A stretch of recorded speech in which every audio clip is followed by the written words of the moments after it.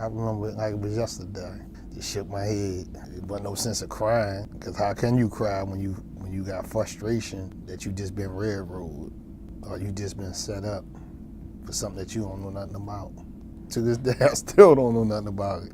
I was bitter for a minute, not at the world, but just at my situation. Man, I'm going to jail for something I ain't do. You always ask questions, why me? You always ask, how could this happen? You would never adjust for being in jail for something that you didn't do. I don't think it's a point about adjusting, it's a point about how do you fix this problem? How do you get people to hear you? Being as though I was so young, I had to re-educate myself to understanding the laws. You know, I know street language, but that don't help in the courts. That don't help. I had people like big brothers that I consider big brothers, including my own brother, you know, that always told me to stay in the law library. You got to read, you got to understand the language if you want to be successful at giving this time back. I seen the movie with Denzel Washington on Hurricane Carter. You know, that really motivated me. Well, I ain't the only one that's locked up for something I ain't do. Then I always made myself a promise that I would keep fighting no matter what. I think I got numb to where as though I just stayed focused at what I need to do. I think I wrote the courts, I wrote the juvenile center, I wrote juvenile federal. The Innocent Project is going to open up in Philadelphia, Temple. By then I'm like, man, I done wrote everybody and their mothers, one more letter ain't gonna hurt. They got the manpower. If they can help you, they will. If they can't, they won't. Did you write? Oh, no doubt I wrote. When I first wrote, they wrote me and told me they got it. They said, don't stop my litigation, appear to all my court hearings, and there's no guarantee that you're going to take the case because there's millions of people that's writing y'all. Y'all appointed me attorney, which was Jim, a good friend. I like to call him today, good friend. He asked me a couple questions. I can remember the truth, I just can't remember a lie. If you lie one time, you gotta tell another lie to cover up that lie. You tell the truth one time, you can tell it 1,000,000 times. He said, I'm not saying that we can help you. We just investigating what you saying is true. He said, anytime if I find out that you lied to me, he said, I'm gonna drop the case. I said, well, if you want the truth, just listen to what I got to say. He had just got some information from the DA. He was like, you know what this means? You be coming home. We went from getting denied to now being released. I knew this day was gonna come, but just didn't know when. I went back to the cell. I said, I'm actually leaving. I packed all my stuff up. I waited. They called my name. I said, oh boy, this would feel like to go home, huh? When I came through the door, I seen you. I seen Jim. I seen my mom and them. I was ready. I was like, yo, I'm really leaving. I think everybody in the jail gave me a standing ovation, including the guards. And what are you looking forward to now? Just being happy and enjoying life, helping people if I can. You know, same way y'all help me, I'd help somebody else.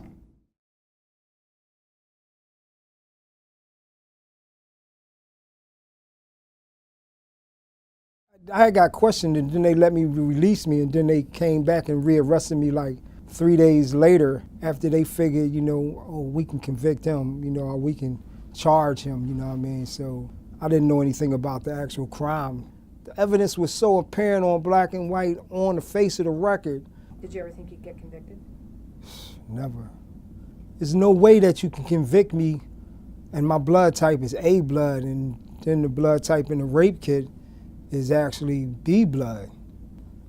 Man, when I went to prison, when I went to Huntington, man, I wrote every organization that I could find, over hundreds. They never did find the information that the Innocence Project under Miss Bluestein, that as soon as she seen it, she was like, this is the innocent, everybody, but she was like, listen, I'm not giving up. She stayed on my case, man. And that let me know in my spirit, you know what I mean, that she said, listen, I'm getting you out of here. That I honestly prayed, kept the faith, and believed that she was going to do what she said. And she did it. Your letters is what kept me hanging on. that was the hope I needed. That was just the hope I needed to hold on. I had guards that I seen grow from CO to majors and captains who literally like sat at my parole joint and said, Marshall, admit to this crime, admit to that crime. We want to see you out because you're not a bad dude, you know what I mean? If you just go ahead on and admit, we'll actually, you know, let you go to the programs and we'll help you make parole because we don't want you to die in here. You're going to die in here. It's like, but I'm not going to admit to no crime that I didn't do, especially such a crime as such as that. That's the worst thing you can do is be convicted for a crime that you didn't commit. Just the belief and the faith and to know that people was out there, man. It was people out there, man, that literally was literally in my corner, you know. Man, I started seeing light because I was in a dark place, man. At times I thought I was literally going to actually die in there. They called me and they said, you've been exonerated. Like all the guards and them were standing out there and the captains and all of them and the staff. They told him, this man right here is going home. This man was innocent all the time, man. I went around there and told everybody. They said, don't tell nobody. I couldn't help it. I told all my little buddies, yo, man, I'm out, man. They exonerated me. They like, what? Then they thought I was crazy. They like, man, he crazy. He really lost his mind. He gone now. My family, I ain't seen most of my family in 30 years. I was 24 when I walked in them doors. For some reason, man, when I first got convicted, I literally kind of believed and knew that I was going to actually get out. I wasn't going to actually, you know, stay in prison for the rest of my life. I just knew that. I kind of believed that in my heart.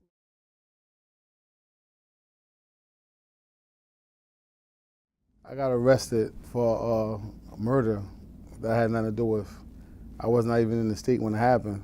I would think that once I got to court, you know, the witness to tell the truth and my alibi witnesses would come and, you know, state that I was not there and their witnesses would tell the truth. I hung on that theory for a long time, but that never took place. Being illiterate education-wise at the time, illiterate to the law, like a lot of stuff that was going on was over my head. I initially got convicted, you know, found guilty of first-degree murder, was sentenced to natural life. Entering Pennsylvania criminal justice system was like being on another planet to me. When I first got to prison and I would hear other people say I'm innocent, I would like laugh it off like, oh, you're just trying to get over on the system. Like, that ain't true. I'm innocent for real. But as I got educated with the law and educated about what was going on around me, I knew I was just one of many. I've been in 8 different jails in Pennsylvania, and I've never been nowhere like Monohoy, whereas there's a big innocent population there. And then when you see the Innocent Project come or lawyers come to see all these people, and your whole thing is like, I hope somebody gets out, because a win for one person is a win for everybody in the innocent community. Like, if I win, that means all of us that was there won, because it's hope that it can happen to them. I had to enroll in school, and not only that, I had to start beginning to learn law. Everybody doesn't take the route, well, I'm going to get in these books and I'm gonna better myself and this is what I'm gonna do. I wrote probably like between 300 and 500 people, innocent organization, pro bono lawyers, East Coast, West Coast, down South. Anybody that would hear me, I would write. First initial contact with Wiseman was, I think, in 2001. I wrote him a letter and he said, you know, I don't understand what you're doing in prison. I said, I've been trying to tell him that for all these years, right? It's only a percentage of innocent prisoners that ever have the opportunity to have an innocent project represent them. With just the name alone holds weight in the courtroom. Well, wait a minute, well, if they're representing them, it's something here. It balances the playing field because you got more firepower. It's not like you're dealing with one lawyer or two lawyers, a couple lawyers. You got an innocent project they're bringing their resources, and now you have their resources at your disposal. I embraced everything because I always knew I was coming home, but I didn't know when. So when that opportunity knocked, I knew I was going to be ready for it. The average innocent prisoner that's fortunate to get exonerated or released spends between 13 and a half to 15 years in prison. So people say, well, why they spend that much time in prison? Because you fought tooth to nail, like repeatedly. It's a struggle. I used to think that it would be easy. It's hard running an innocent organization. I got a lot of respect for what takes place because there's a lot of sacrificing going on. Not only should you donate, you might want to donate your time. When somebody innocent is in prison, it just only affect them, affect their family. So it destroys the whole family structure when something like this happens. People that's volunteering, helping, no matter which way they volunteering, is helping that, combat that. You know, I feel every lawyer should at least do one case pro bono.